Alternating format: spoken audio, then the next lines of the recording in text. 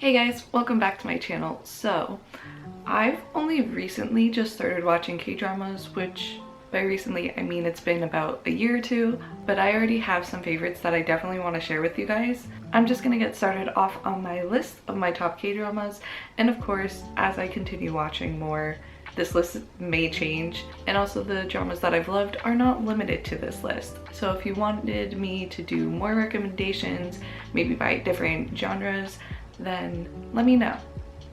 Side note, I am not going to be mentioning these dramas in any specific order. I'm just going to be listing them off. So the first drama I'm going to be starting off with is It's Okay to Not Be Okay. I love this drama. I love the characters in it. I thought they were very interesting to watch, and it definitely got me a bit emotional watching it. So I feel like for me, that's kind of like an indicator of how much I like something, because I'm not the easiest to make cry, so when I'm actually like super into something and I start getting all the feels, that's how you know I got very into it. I like the topics that I talked about. I thought it was different than a lot of the dramas I have seen before. You have interesting characters, you have a good storyline. What more do you need? And you have a good ending. There's nothing I hate more than when you watch a show and the last episode or two are just bad. For me, it can really ruin the show. So this did not have that. It was good throughout. Up next, we have the drama that I probably will never shut up about, but it is Sweet Home. I have rewatched this drama, I think like 3 times now, 3 or 4 times. To be honest, the CGI could be better. Like, I've seen other dramas where the CGI is a bit better, but it's not bad enough where it's like completely horrible. And usually when there's a ton of characters, it could be very like overwhelming or hard to follow, or you don't feel like you get into any character as much as you maybe would have liked to. But despite having a bigger main cast, I thought this was done so well. And I really liked the concept of it too. And the pacing I thought was good. Like, half the time I wouldn't even notice that the episode ended and it just goes straight into the next one. But I really like this. So if you haven't checked out Sweet Home, please do, because I seriously need a season 2 for this. I will be very sad if the season 2 never comes out. The third one up, I feel like a lot of people talk about this one, but it is Strong Woman Dobanzu. And I feel like this is just like a good rom-com. Like, it's not like, there are like serious aspects to the show, but I feel like for the most part it's just funny. It's kind of like a cute thing where you have like a stronger female lead compared to like the male lead, where the male lead is just so in love and it's just so cute. And yeah, it was just like a very funny, light feeling despite the intensity of it drama. Makes sense? Makes sense. I will say though, the last episode, or it's not even like the last episode, it's literally the last scene, I was like, you could have done something else. Like, it wasn't a great ending. I feel like it's a slight letdown, but it didn't completely ruin the show for me. I can just pretend that the last scene doesn't exist. And up next is another one of my absolute favorite dramas, and it is Doom at Your Service. This is one of the dramas that I actually made my mom watch, and I got her bawling and obsessed with it. And the first time I watched it, I was ugly crying. Like, it was bad.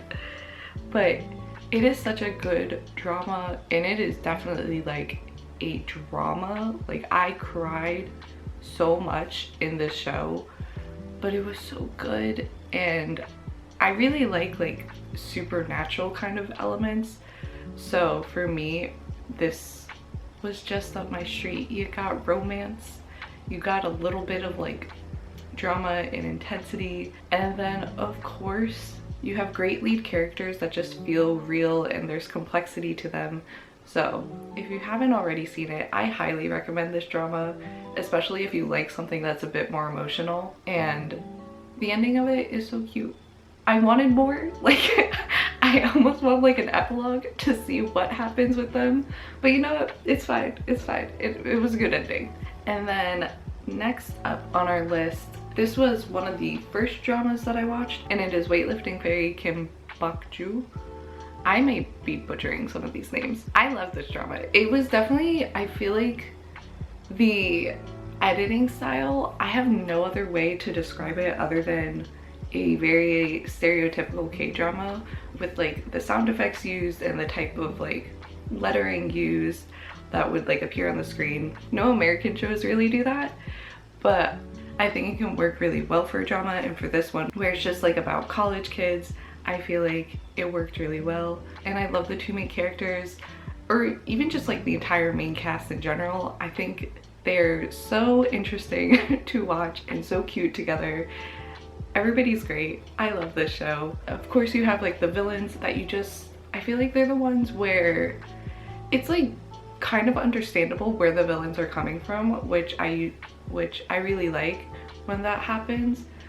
And then it's also a little bit of like love to hate them kind of. So both of those types of villains are usually the best ones to watch. So I really like this show. And again, there are definitely so many moments in this that I was just laughing. There are moments where I was crying. Good show, good show. And then next up we have Vincenzo. So I love a good mafia story. So I love like the drama behind it, and this is a bit more actiony, so that was also good to watch. And it's just like, sometimes you don't want straight up romance. Sometimes you just want friendship bonding. This is another one of those shows where I just found myself watching episode after episode and just binging it. So it's very interesting to watch, and there is definitely like a comedy mafia show, which usually isn't like a combo, but I loved it so much. It's just another one of those that I was laughing so much. And I feel like the characters were very interesting to watch, and like the main character, I love that character so much. It's just so good. And then for Vincenzo, the villain, oh my god, that was such a good villain. Like, it was just so good. I don't want to spoil anything, but it was kind of like I didn't see it coming originally, and now I feel like I need to go back and rewatch it to see if I can see the little hints. But that was such a good villain. I think that was like one of my favorite villains I've ever seen.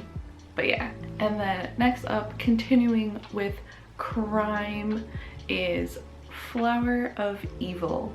So I think this is another one of those really interesting shows that just kind of got me hooked a little bit. I think for me, crime dramas tend to get me hooked pretty easily. So I've seen like Criminal Minds and How to Get Away with Murder. So I really like the mystery aspect of like trying to figure out who done it kind of thing.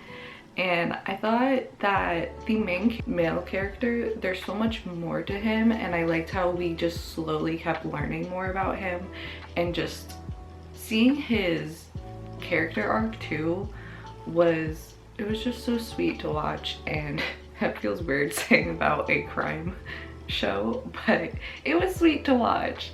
And I feel like this is one of those shows that isn't talked about a lot, but I really enjoyed it, so hopefully you would too.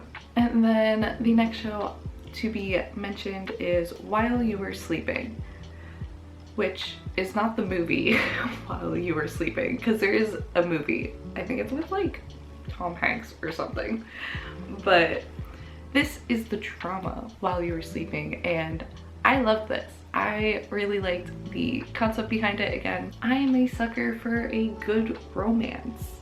And again, I feel like it has like a lot of those aspects of like mystery, and then you have like a little bit of comedy, and I think the main characters were just so fun to watch. In a way, it was kind of like a feel-good drama. When you kind of read the description, it's just like, are you sure about that?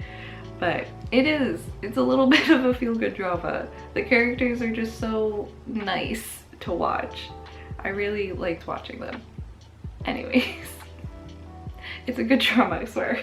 And then second to last, we have 100 Days, My Prince, where, okay, I am maybe slightly biased because I am a fan of EXO, but I think Dio also did, or Kungsu, whichever way you want to say it, I think he did a really good job of his character. I think the show was really interesting to watch, and before that I hadn't really watched like the more historical type of dramas where it like takes place in the past, but I thought it was just so interesting to watch, and it was so sweet, and it was just kind of one of those romances where you're just rooting for them the entire time and you're just kind of like waiting for everything to be revealed. It was something that I really enjoyed watching. I thought it was really sweet and cute, and yeah. And then the last one on my top 10 list is Our Beloved Summer. I just finished this drama like the other day and I loved it so much. It felt like it wasn't like a super heavy drama, even though there were like a lot of heavier aspects to it, and I loved the main characters. I'm also just like frustrated on their behalf half of the time, where I'm like, y'all, you just need to like talk to each other. Then again, I'm sure probably all of us have been at fault of doing these things where maybe like a little bit of our pride gets in our way, or we just like misread something. So it just felt very real, and like they were just talking about real people and romance that happens between them. Yeah, so I think this was a very fun drama to watch, and I just completely binged it, so I really liked it. And now I have a few honorable mentions that I personally really like. So the first is 18 Again, which if you've seen the movie 17 Again with Zac Efron, this is literally, it's not exactly the same storyline, but it's definitely heavily the same storyline.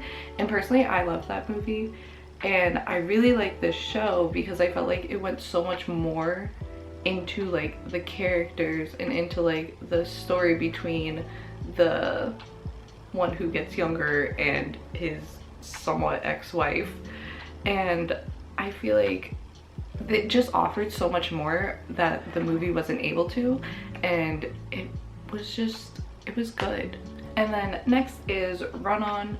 I feel like the best way to describe the show is it is just like a very easy feel-good show to watch, where you don't have to like super emotionally invest. It's more so just like you're watching it and you're like, this is nice.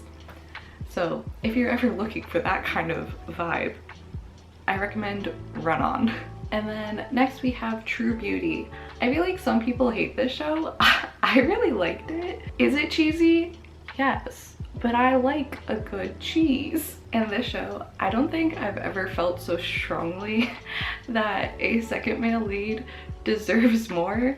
And you could tell from a mile away who she was going to end up with, but I still felt like either person she ended up with, I wouldn't be mad about it. Like, both of the main characters I feel like are great for her in different ways, and I just wanted something more for the second male lead. Like, he just has a special place in my heart, and I feel like there are some K-dramas that really do this to you, where those characters are so good and it just makes you fall in love with them, and you just want something better for them.